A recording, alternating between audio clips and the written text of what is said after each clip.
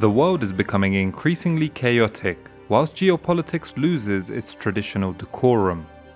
This regime will soon learn that no one should challenge the strength and might of the United States Armed Forces. Naturally, more people are interested in international politics and therefore consuming the content of online educators on the subject. In particular, Professor Jiang has gone viral for his analysis of civilizations and global politics using game theory to make bold predictions. Civilizational analysis is not a modern invention. In fact, one of its greatest pioneers was a Muslim scholar in the 14th century by the name of Ibn Khaldun. This was a truly one-of-a-kind character in history who offered profound abstract insights into various subjects that were all rooted in decades of experience in active politics across various realms. His intellectual curiosities spanned multiple fields, including economics, history, sociology, demography, and philosophy. His observations were validated by the scope of his experiences and travels, from al-Andalus as a politician trying to resist the inevitable onslaught of the Christian Reconquista, to Syria, where he was afforded a meeting with the great Turco-Mongolian leader, Timur. Today we will be looking at the life story and ideas of a man who has illuminated our understanding of why and how civilizations fall.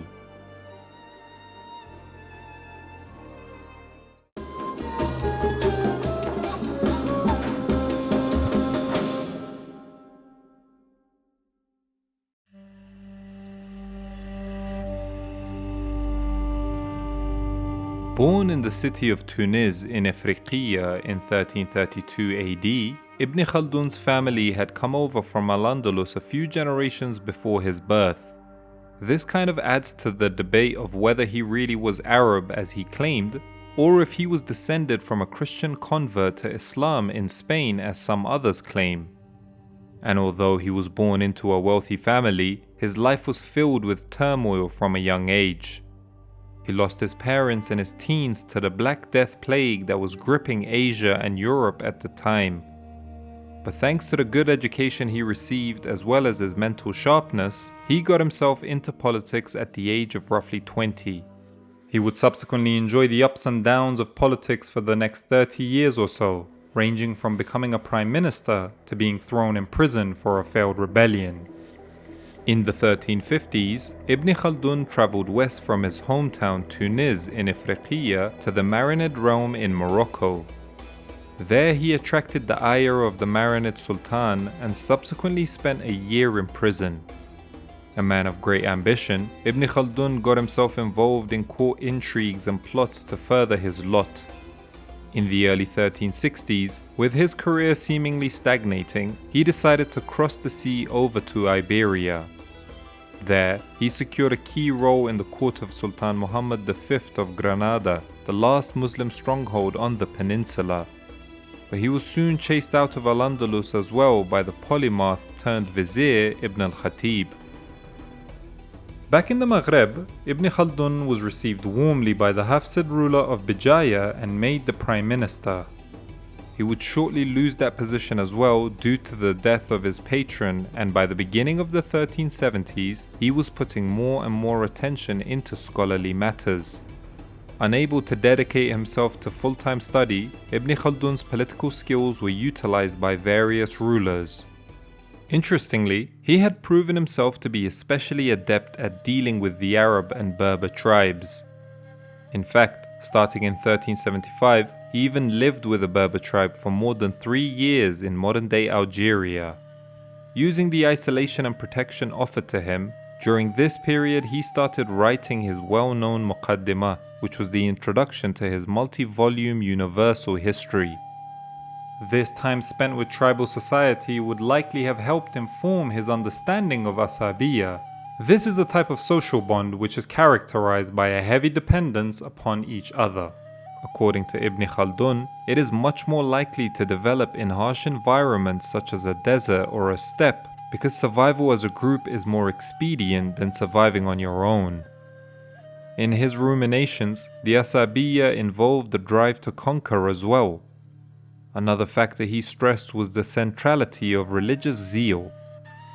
So when you put all of these attributes together, you can understand why he thought a group with all of these different traits would be much more likely to succeed. Perhaps the best exemplification of this was the rapid expansion of the Rashidun Khilafah during the 7th century. In 1382, at roughly the age of 50, he decided to head east to Egypt, where things got much better for him after he was made chief judge. Incidentally, 1382 was also the year in which the ruling house of the Mamluk Sultanate changed from the Turkic Bahri to the Circassian Burji. By this point, he had effectively retired from politics, but his life there was also not without twists and turns. In 1384, his wife and children drowned off the coast of Alexandria, and he was unable to stay out of politics completely. He did use this time, however, to complete the pilgrimage to Mecca and perform Hajj in the mid-1380s. The 3 decades or so he spent in politics gave him an insight into social and political developments that meant he was not just an armchair philosopher. This can partly be attributed to the fact that he had quote-unquote skin in the game. Recently, this concept has been greatly expounded upon by Nassim Nicholas Taleb, but essentially what it means is Ibn Khaldun could have suffered from the risk of being involved in achieving a goal. Without skin in the game, it's tough to garner the maximum amount of potential motivation required to deal with an issue. The decades that Ibn Khaldun spent as a diplomat and as a politician allowed him to make much more acute judgments, provide much more acute insights into wider developments of societies and political systems. Therefore, it makes it much easier to accept and absorb the things he writes. The last time Ibn Khaldun enters the history books is perhaps the most interesting one. The great Central Asian conqueror Timur had focused all of his conquering energies westward and decided to take on the Mamluks, who were the patrons of Ibn Khaldun. Now at the time, the Mamluks held both Egypt and Syria, so Timur decided to besiege the great Syrian city of Damascus. In 1401, the Mamluk Sultan sent Ibn Khaldun because he was very wise and very experienced in these matters, and he would have been aware of what previous cities had faced after being besieged by Timur: loot, rape, destruction, pillaging. So the great scholar tried to level with the great conqueror, and despite popular history trying to portray Timur as a senseless barbarian, he was a man of great curiosity and thirst for knowledge. So he allowed Ibn Khaldun to spend more than a month with him in his war camp, discussing subjects like the Abbasids, the history of great men, and of course the terms of surrender for Damascus. It's not hard to see why Timur would have wanted to pick the old scholar's brain.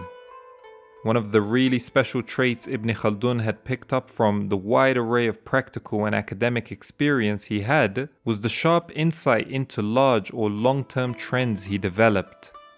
This was really quite remarkable. For instance, he spoke of turning points in history. He recognized the Mongol spread in the 13th century as one of them, but he also recognized those in his own lifetime. He believed that the Black Death plague during the 1340s and 50s would prove to be a focal point throughout history. And with his keen sense of observation, he could see that Europe's focus on mercantilism and trade would allow it to flourish and expand its power. And from the 18th century onwards, you can argue that world history is largely influenced by European history. When it was time to depart from his Turco-Mongolian host, it is even hypothesized that Timur asked Ibn Khaldun to come back with him to Samarkand. Considering the conqueror's campaigns were always characterized by taking the best minds of an area he conquered along with him to his imperial capital.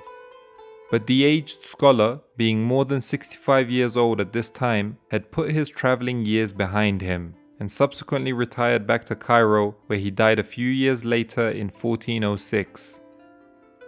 One of the concepts Ibn Khaldun emphasized that Timur and his successors could have learned a great deal from was the cycles of history. Naturally, this idea was afforded to him from the broad perspective with which he saw universal history. He argued that empires had 3 different generations. The first generation, fueled by the fervor of the Asabiyya, would go on to achieve great things: military expansion, establishment of a state, and a general sense of stability in the way of authority and law. The second generation would go away from the things that got the first generation into the esteemed position that they had, and this was largely due to the effects that city metropolitan life had on the people's mentality, taking them away from the group-orientated Asabiyya towards a more individualistic outlook on life. And the third generation would bring about the decline of the state. It's interesting to know that when you study the history of great Islamic dynasties, and even non-Islamic ones, they almost always follow this pattern. The ever-ambitious Ottomans, who were actually aware of Ibn Khaldun's writings, tried to circumvent this pattern and overall decline of an empire by, amongst other things, attempting to establish a thorough rule of law. The construction of the Blue Mosque in Istanbul at the start of the 17th century can in part be explained as a manifestation of what Ibn Khaldun was speaking about in terms of a state becoming softer and going away from the Asabiyya mentality. Traditionally, Ottoman sultans would only commission the construction of a great mosque or monument in the aftermath of a victorious war. But the young ruling Ottoman Sultan, Ahmed I, broke with this tradition when he commissioned the construction of the magnificent Blue Mosque in the aftermath of a war with the Austrians that was inconclusive. Even though the Ottomans did eventually fall prey to the natural cycle of empires, they were exceptionally successful at prolonging their rule. Ottoman expansion stopped around the mid-17th century, but yet they survived for another 250 years as a state. I'd like to think that some of that was as a result of them learning from Ibn Khaldun's writings. All in all, Ibn Khaldun really was a one-of-a-kind character in history, and you can tell this from the fact that he is considered the father of various academic subjects today, one of which is sociology, which he termed as ilm al-umran, meaning the study of culture, something he would have had intimate familiarity with considering how much he moved from one place to another. More recently, some people have voiced their opinions that he should be considered the father of economics as well, not Adam Smith. One of the things he discussed during the course of his life was something which was later referred to as the Laffer curve, whereby you realize that only a certain amount of taxation is effective. After a certain point, it actually becomes a burden on people and discourages hard work. Ibn Khaldun was even quoted by American President Ronald Reagan to justify his tax cuts in 1981. Reagan used the great Arab scholar's assertion that in the beginning of a dynasty, great tax revenue was gained from lower taxes, whilst at the end of a dynasty, revenue was low but the tax rate was high. And of course, the philosophy of history that he outlined in the Muqaddimah has been super influential ever since.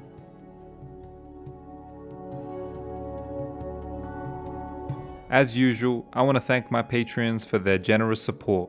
If you want to support the channel, there's a link to my Patreon in the description to this video. Don't forget to like, comment, and subscribe if you guys enjoyed this video. Until next time, peace!